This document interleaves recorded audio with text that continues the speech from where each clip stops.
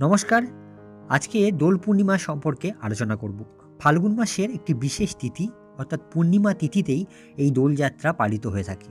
এই দিন সকালে রাধা ও কৃষ্ণের বিগ্রহ দোলায় চড়িয়ে কীর্তন গান সহকারে ভক্তদের শোভাযাত্রা বের হয়। এই দিন বসন্ত উৎসব নামেও পরিচিত।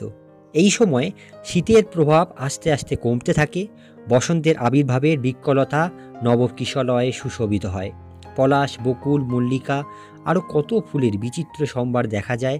ফুলে ফুলে মৌমাছির গুঞ্জন আর কোকিলের কুহু কুহু ডাকে চতুর্দিক মুখরিত হয়ে ওঠে। রঙের খেলায় মেতে ওঠে বাঙালি ও অবাঙালি হিন্দুরা। মনে করা হয় এই দিনই বৃন্দাবনে শ্রীকৃষ্ণ ও রাধিকাও তার সখাদের সঙ্গে আবির খেলায় বা রং খেলায় মেতে উঠেছিলেন। সেই জন্যই সেই দিন থেকেই এই দোল উৎসবের আবির্ভাব হয়, আর সেই ঘটনা থেকেই দোল উৎসবের উৎপত্তি।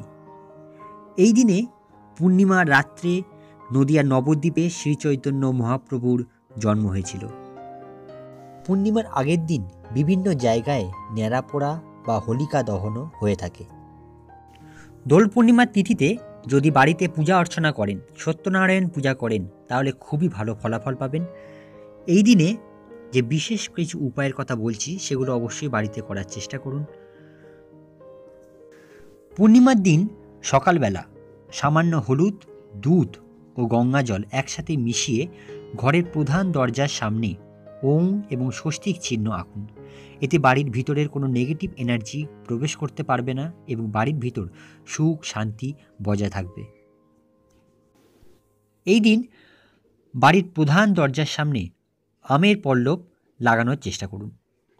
পূর্ণিমার দিন রাত্রে চন্দ্র দর্শন করুন, অর্থাৎ চন্দ্রের দিকে কিছুক্ষণ একটানা তাকিয়ে থাকুন। পূর্ণিমার দিন বাড়ির চারপাশে গঙ্গা জল ছেটানোর চেষ্টা করুন এবং অবশ্যই পূর্ণিমার দিন নিরামিষ আহার গ্রহণ করুন। এই দিনে আপনি রং খেলুন বা নাই খেলুন, আপনার পছন্দের রংটি অবশ্যই শ্রীকৃষ্ণের চরণে দেওয়ার চেষ্টা করুন এবং শ্রীকৃষ্ণের চরণে রং বা আবির দিয়েই আপনি আপনার আত্মীয় পরিজন বন্ধুবান্ধবদের সঙ্গে রং বা হোলি উৎসবে মেতে উঠুন। যারা এই দিনকে রং খেলবেন তাদের জন্য বলছি, আর্থিক উন্নতির জন্য বা ধন প্রাপ্তির জন্য গোলাপি রং বেশি করে ব্যবহার করুন। অন্যান্য রং ব্যবহার করবেন, তার সঙ্গে সবথেকে বেশি যে রঙগুলো ব্যবহার করবেন সেগুলোর কথাই বলছি। যদি আর্থিক উন্নতি চান তাহলে গোলাপি রং ব্যবহার করুন। স্বাস্থ্যের জন্যে লাল রং ব্যবহার করুন। শিক্ষা সংক্রান্ত যে কোনো রকমের বাধা বা এই সমস্ত শিক্ষায় উন্নতির জন্যে, ভালো রেজাল্ট করার জন্য ছাত্রছাত্রীদের জন্য হলুদ রং বিশেষ করে ব্যবহার করা উচিত। এবং যাদের কেরিয়ার সম্পর্কিত সমস্যা আছে, চাকরির জন্য চেষ্টা করছেন, তাদের জন্য নীল রং বেশি করে ব্যবহার করুন। এতে আপনাদের অনেক অনেক শুভ ফলাফল পাবেন। তো এই ছিল আজকের আলোচনা, যেখানে কিছু টিপস, কিছু উপায় জানানোর চেষ্টা করলাম। অবশ্যই সেগুলো পূর্ণিমার দিন করার চেষ্টা করবেন।